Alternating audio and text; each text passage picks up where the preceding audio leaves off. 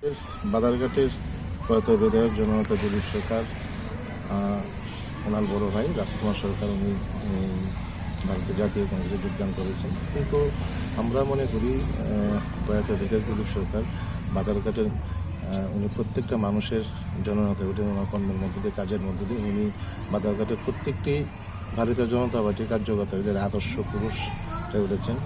তো মৃত্যুর দিন পর্যন্ত দিলীপ সরকার ভারতীয় জনতা পার্টির হয়ে কাজ করেছেন এবং ভারতীয় জনতা পার্টির হয়ে উনি এই অঞ্চলের মানুষকে পরিষেবা দিয়েছেন, সেবা করেছেন এবং ভারতীয় জনতা পার্টির সেবক হিসেবে কাজ করেছেন।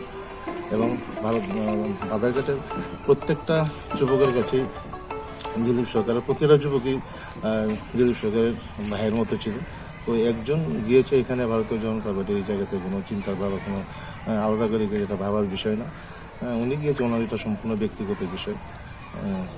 ওনার ছোট বোন মীনা সরকার আমাদের 47 নম্বর ওয়ার্ডের কর্পোরেটর এবং দিলীপ সরকারের আদর্শকে সামনে রেখে আমরা সবাই একসঙ্গে কাজ করছি। উনিও করছেন, আগামী দিনেও ভারতীয় জনতা পার্টির হয়ে দিলীপ সরকারের আদর্শকে সামনে রেখে আমরা কাজ করে যাই।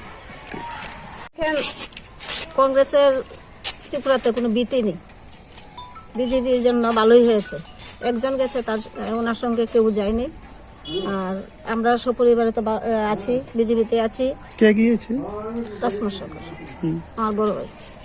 আর দিলীপ দা যখন 5 বারের এমএলএ ছিলেন, আর শেষ যখন ওনার মৃত্যু হয়েছে উনি বিজেপিতেই ছিলেন। আর বিজেপিতেই আমরা থাকতে চাই। বর্তমানে আমি 47 ওয়ার্ডের কর্পোরেটর। আর এখানে থেকেই আমার যতদিন আমি আছি বিজেপি করেই যাব।